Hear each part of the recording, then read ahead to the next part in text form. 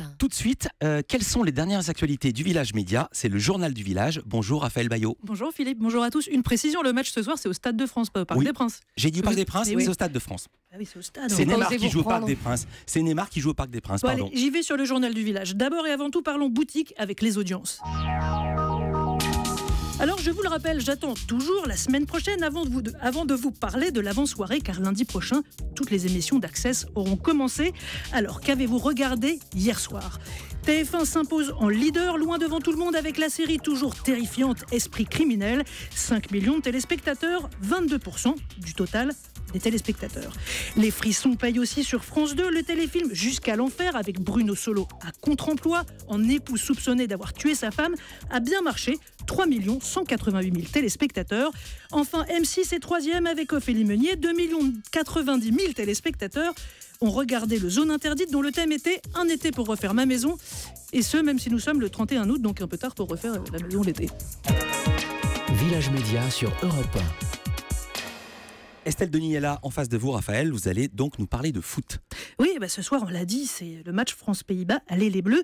Mais pour Alessandra Sublet, c'est aussi un dernier jour de tournage, car depuis février, elle tourne un film sur Antoine Griezmann, un documentaire qu'elle produit elle-même avec des accès exceptionnels. Elle finit le tournage ce soir, donc au Stade de France. On espère pour elle que Grisou va briller ce soir. Alors qu'est-ce qu'on va voir dans ce film? Alors le concept, c'est qu'on va être avec lui en immersion à des moments critiques. Mai-juin dernier, quand il a été question de son transfert de l'Atlético Madrid à Manchester United, ou il y a 10 jours quand il a pris un carton rouge. Et puis il y aura une part beaucoup plus intime. Il se livre sur tous les sujets, son image, ses mauvais souvenirs, comme quand les clubs le retoquaient à cause de sa taille.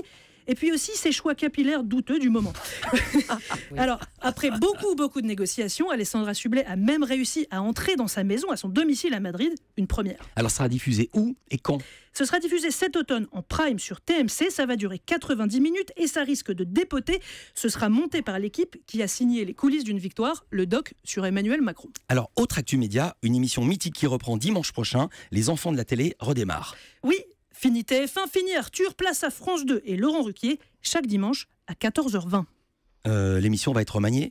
Oui, alors il y aura toujours un plateau d'invités, on diffusera toujours leur fameuse casserole, mais Laurent Ruquier va distiller plus d'actualités dans l'émission, des jeux, des happenings et même des lives musicaux. Ça, c'est le producteur Shine qui le dit. Et alors, qui sera le nouveau Pierre Tchernia aux côtés de Laurent Ruquier? Bah oui, mais souvenez-vous, entre 1994 et 2006, Pierre Tchernia accompagnait Arthur dans l'émission, un duo très complice. Arthur le surnommait Pierre Magic Tchernia.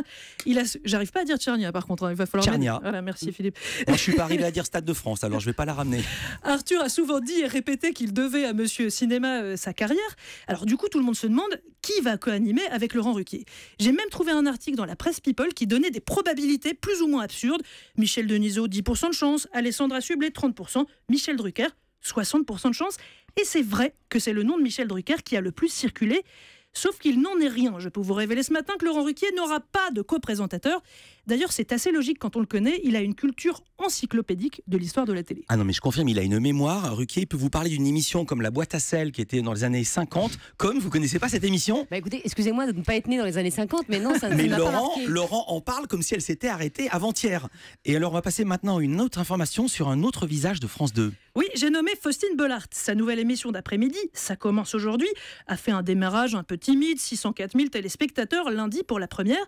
Mais Faustine se donne le temps pour trouver son public et elle travaille en parallèle sur un autre projet. Lors de son départ d'M6 pour France 2, elle a négocié avec Caroline Gott, la directrice de la chaîne, pour avoir une émission de prime time en plus de sa quotidienne.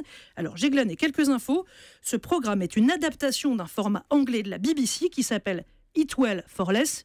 Je vous écoute pour la traduction. Mangez bien pour moins cher. Vous êtes bilingue en fait. Ah bah oui. Je suis impressionnée. Il est beau, Alors hein. là, franchement... Alors du coup, vous allez tout comprendre quand je vais vous expliquer que c'est une émission de coaching. Voilà. Faustine Bollard ira à la rencontre de familles qui ont de mauvaises habitudes alimentaires. Elle accompagnera les familles du supermarché à la table du dîner pour corriger les mauvaises habitudes. Ce qui est drôle, c'est que ça ressemble tout à fait, dans l'idée en tout cas, à un programme d'M6. Europe 1.